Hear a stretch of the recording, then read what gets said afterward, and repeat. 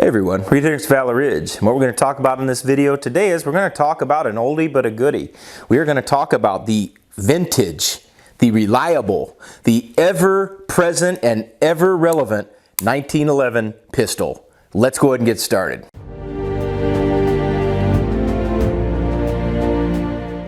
So before we get in, guys, I appreciate everybody stopping by and watching the content. You guys have been amazing for the last 12, 13 years watching me when I'm putting videos up.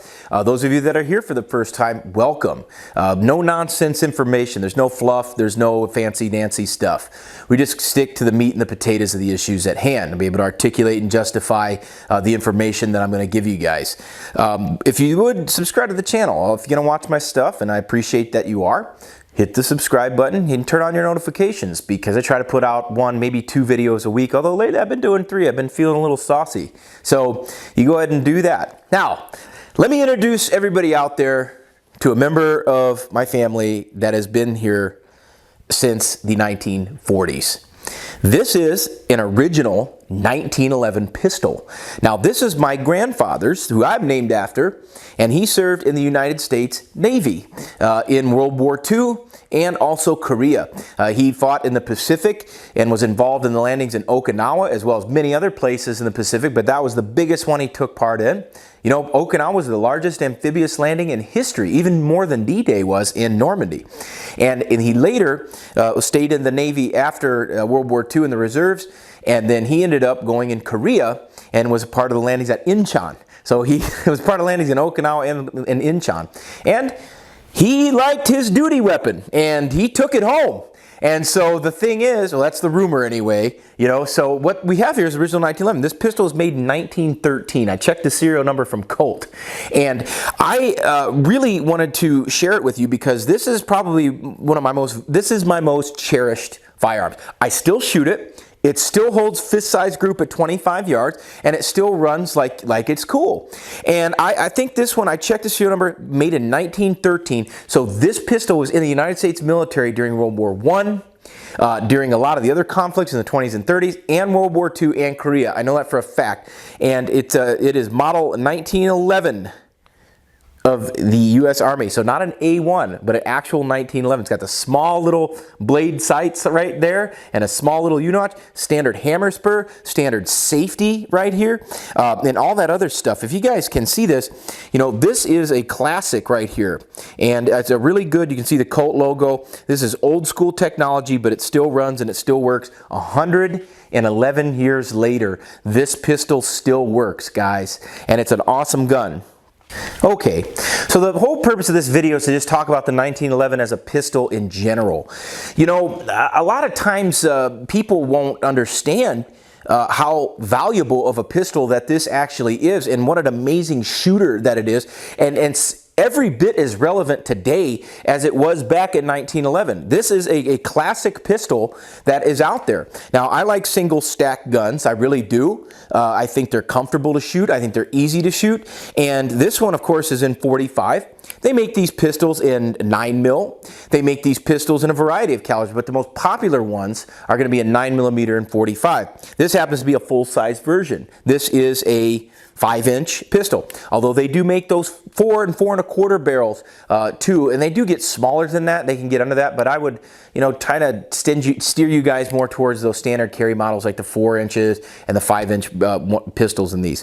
Single stack, so what do you got? You got 7 rounds in the magazine, you got 1 in the pipe, so a total of 8 rounds.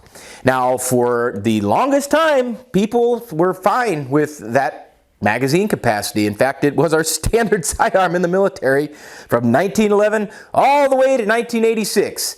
And then, of course, they switched over to the Beretta 9mm double action, single action. So another pistol that I've carried professionally. I carried a Beretta as well.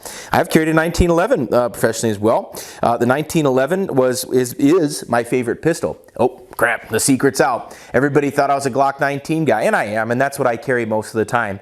But my all-time favorite pistol to shoot, and certainly one that I carry, is a 1911 and .45 single stack. Shoot this pistol exceptionally well. I'm going to do a range video on this gun later this summer. I don't have an opportunity to do it within the next couple weeks. I got to teach class coming up here very shortly, but I will do a range session with it and show you guys what it can do. So is the 1911 still modern and relevant? You know, there's guys out there that'll say that it's not. They'll say it's obsolete, or they'll say that it's, you know, you're at a disadvantage if you carry one. I couldn't disagree more. I could absolutely not disagree with that statement more. This pistol is absolutely still relevant. And people say, well, it's past its prime.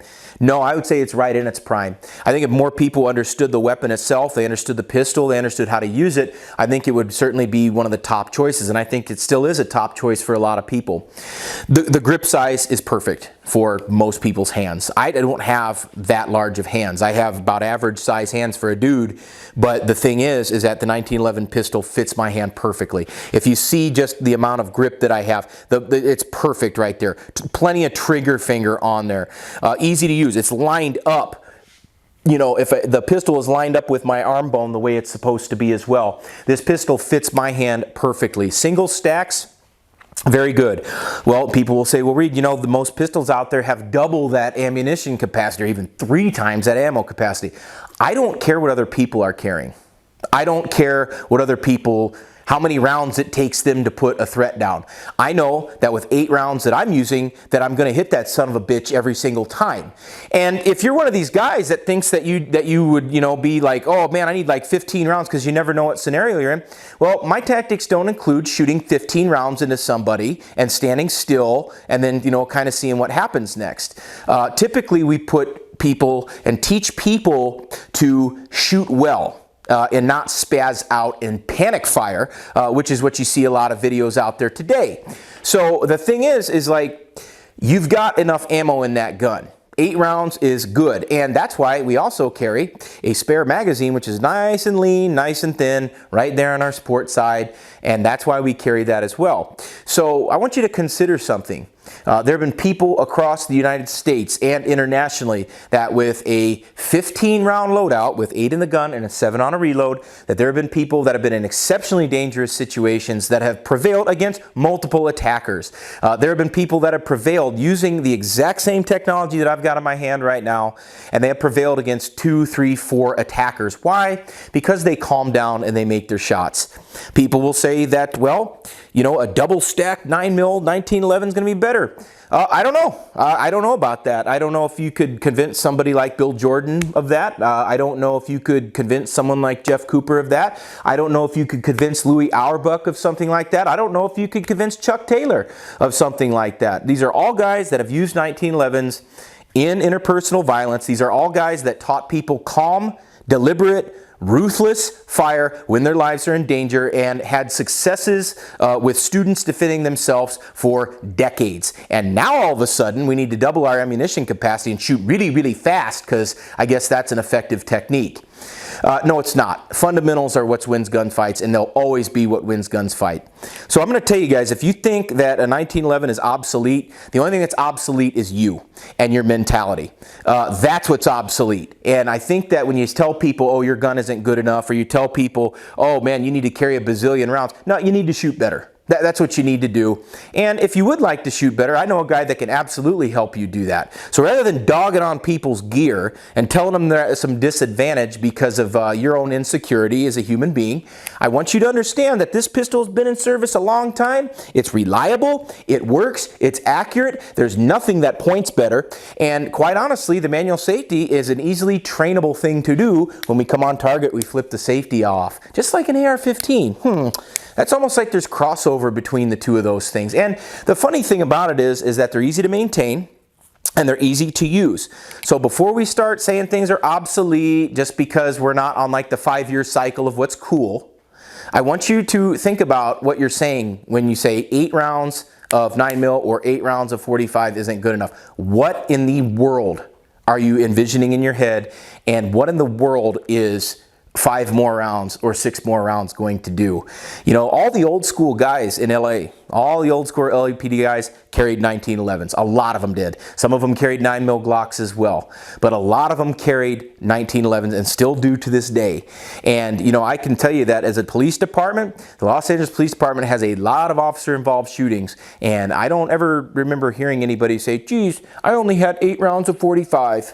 You're going to find the longer that you go out and train and practice with stuff and really get good and get knowledge, you're going to find that what you have is probably the least relevant thing in this entire process. It's what you got up here that's going to be the most important thing that you're going to have. And guys, when we talk about the word obsolete and we talk about things that aren't useful anymore, I want you to consider your sources. And I want you to consider and ask the following question: have they actually used a pistol against somebody in real life? And I want you to ask the question also about this: in what circumstances or in what context? Because the problem that you're going to run into is there's a lot of speculation out there, and there's a lot of just not good information. So don't feel undergunned with a single stacked 1911 that's not only been in service for 113 years, but I would be willing to bet it's going to be in service, if human beings are still around, in another 113 years. And that's my prediction. If you found the information video helpful, follow me on social media, links down below, and subscribe to the channel. And more importantly than that, if you'd like to actually learn how to shoot your gun accurately, reliably, come on out to Valor Ridge and we can help you. This is Reid Henrichs of Valor Ridge reminding you the lessons that we learn are written on the tombstones of others. We'll see you on the ridge.